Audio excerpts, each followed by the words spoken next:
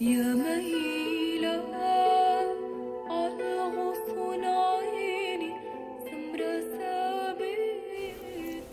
You set up a monastery in Syria and you lived in that monastery. You were the head of that monastery, you still are, for more than 18 years, I think. So you've lived in a society where Islam and Christianity and Judaism as well have existed for hundreds of years. How do people manage to live in such a society with those different religions around them? Of course, when you are, first of all, the region, the Levant, is a historical region for pluralism. And in Syria, there is a real tradition of intercultural symbiosis and intercourse, a kind of, getting enculturated by the other. And we have many examples during the ages.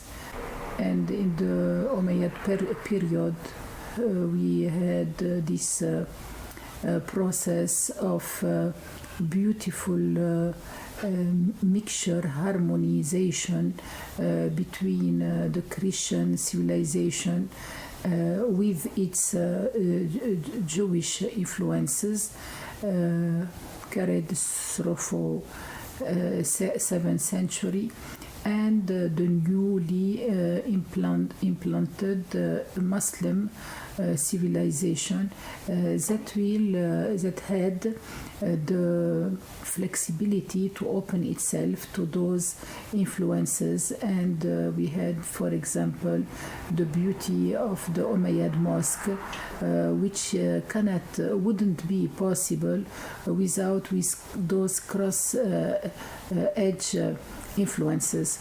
So in Syria, in the Levant, in Lebanon, in Palestine, maybe also in Jordan, but less, we had this extraordinary tradition of intercultural life and tolerance, and so everything is common.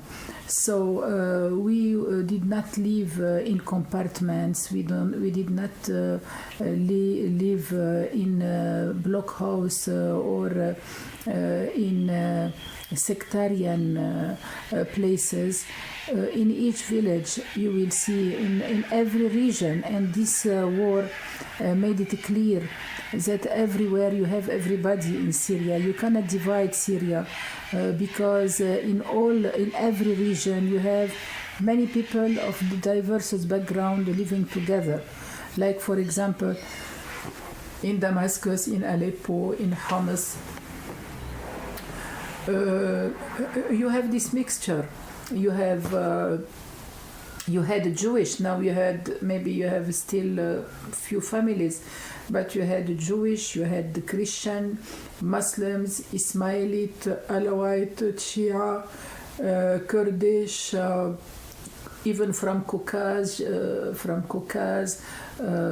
even from Georgia, Armenians.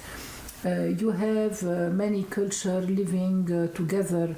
We had Italians, we had French, we had...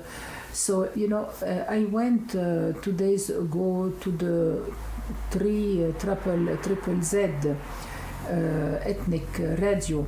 I was surprised, how you broadcast in 71 languages, and you have more than 120 ethnics present here in Australia.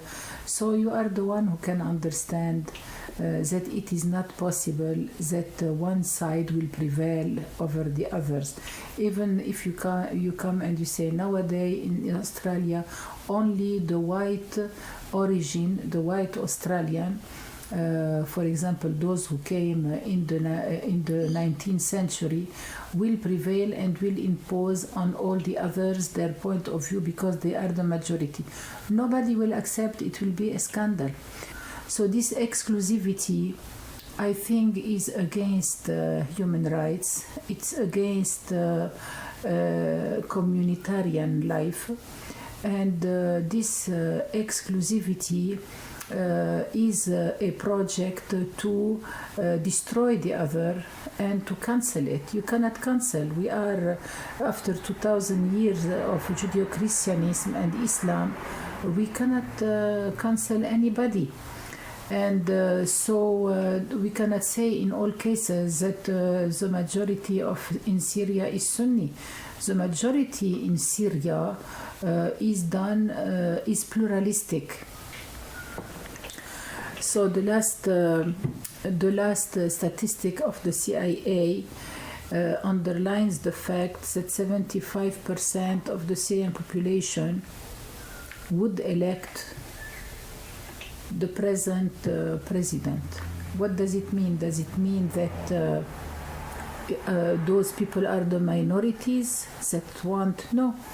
A big part of those 75%, at least 45%, are Sunnis. And so the majority of the Sunnis would like to elect President Bashar al-Assad.